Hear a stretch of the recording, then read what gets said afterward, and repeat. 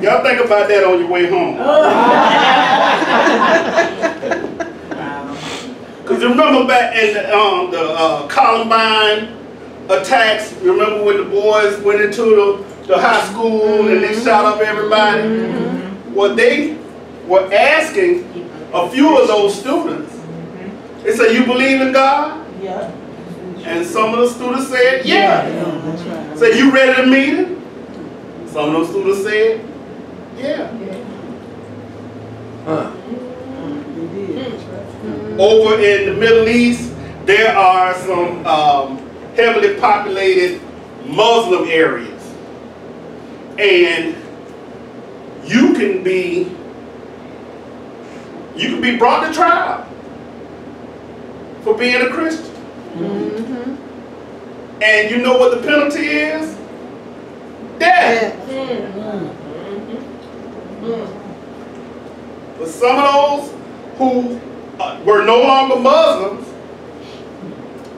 they said they were on trial, and they said, you know, you can die for being a Christian. Okay. It wouldn't change their faith. That's conviction. If you were arrested for being a Christian, if you were taken to trial for being a Christian, would they have enough evidence to convict you? Wow. They had the evidence. If the devil is going to hold it against you anyway, you should probably say Romans 1:16-17 with conviction. For I am not ashamed of the gospel of Christ. For it is the power of God to salvation for everyone who believes.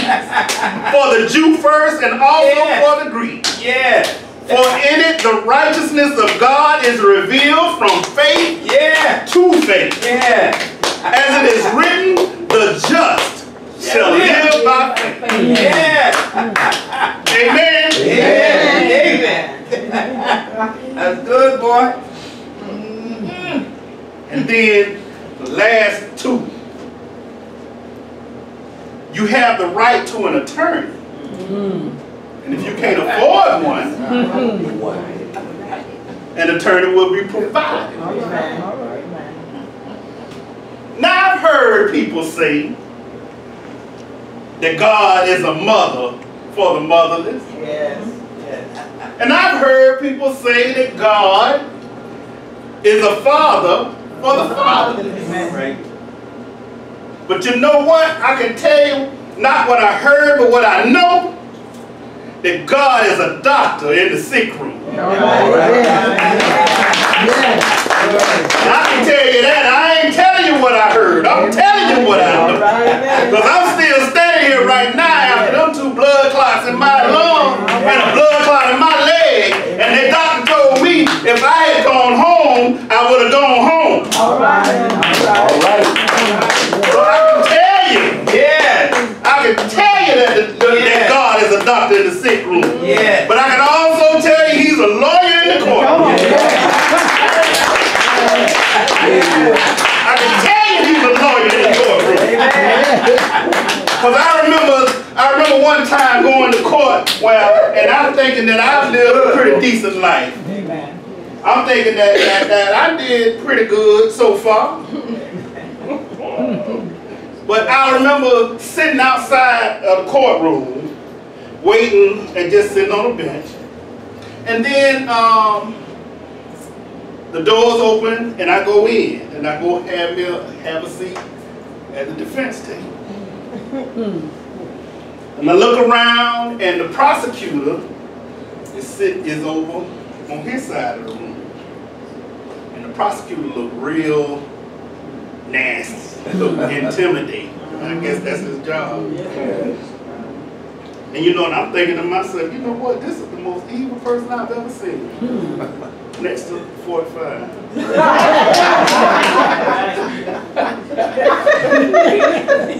But you know what? Sitting right next to me was my lawyer. And the lawyer looked real familiar to me, but I just couldn't place it.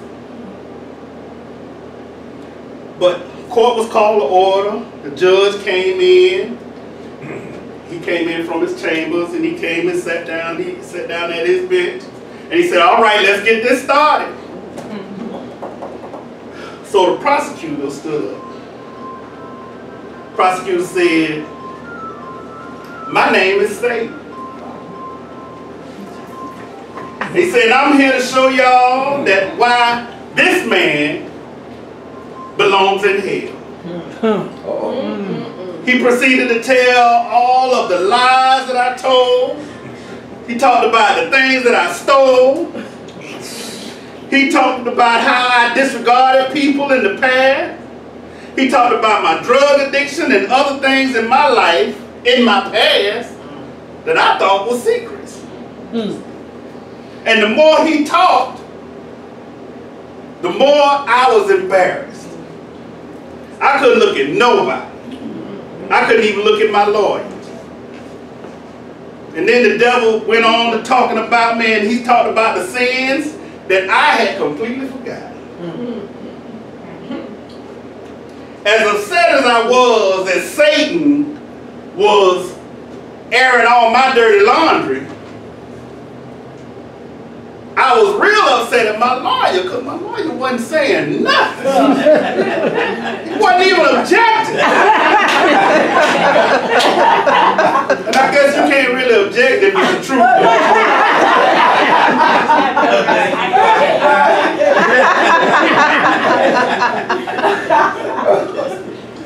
I mean, I know I was guilty, but say something. Whose side you on? So finally, Satan, he was finishing up, and he was just emphatic about the fact that this man belongs in hell. He is guilty of all that I have charged him with, and there's not a person here who can prove otherwise. Justice will finally be served today. I said, "Oh, all right, lawyer. You on."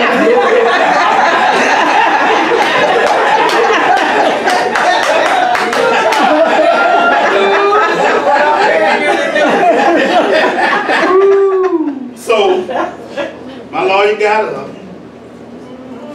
and first thing he said was, "Can I approach the bench?"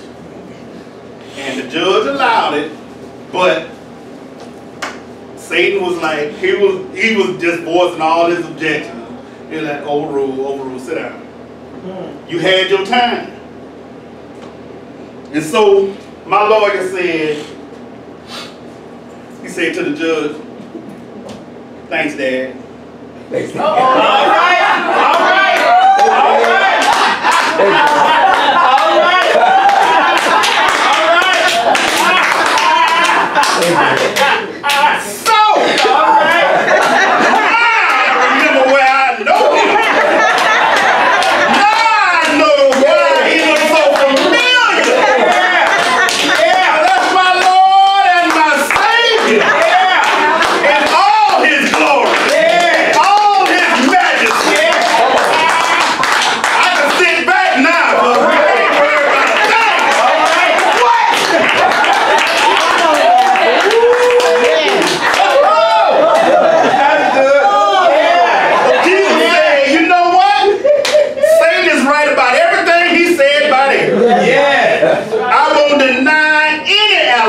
That he made. And yes, the wages of sin is death. Yes. And Aaron deserves to be punished.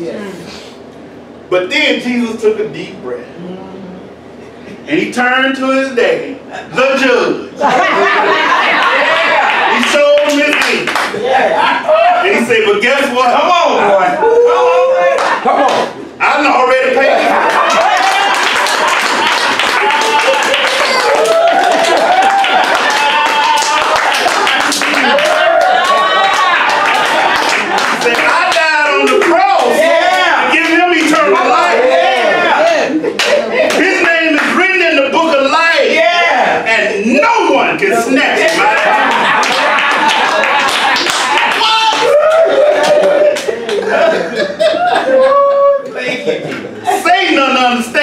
that just yet, but he will.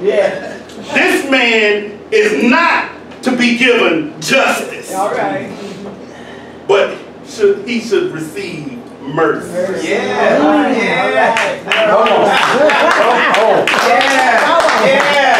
Yeah. Jesus sat down then. I was like, all right.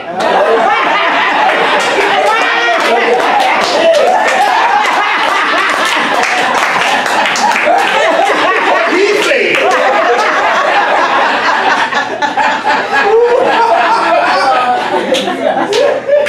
Jesus looked at the judge, and then he just said, and the judge said, ain't nothing else to say. Right now. Ain't nothing else to be done. All right. Because my son did it all. Yes. Judge lifted up his gavel and slammed it on the bench. Come on, come on. He said, this man is free. Oh, Yeah. The penalty for him has already been paid in full. Case dismissed.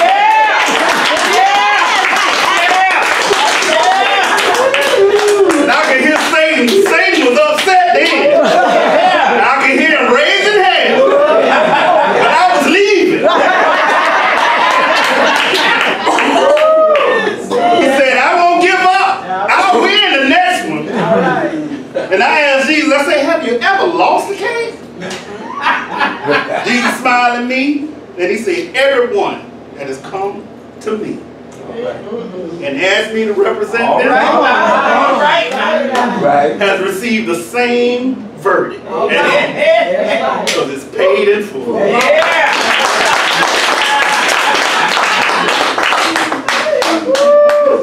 We've all been arrested. And it's all been for us to be rescued. As life goes on, we'll continue to be arrested. And as long as we're faithful, God will continue to provide a rescue. For 29 years, we've experienced our individual and collective arrest. And for 29 years, God has rescued us, both individually and collectively.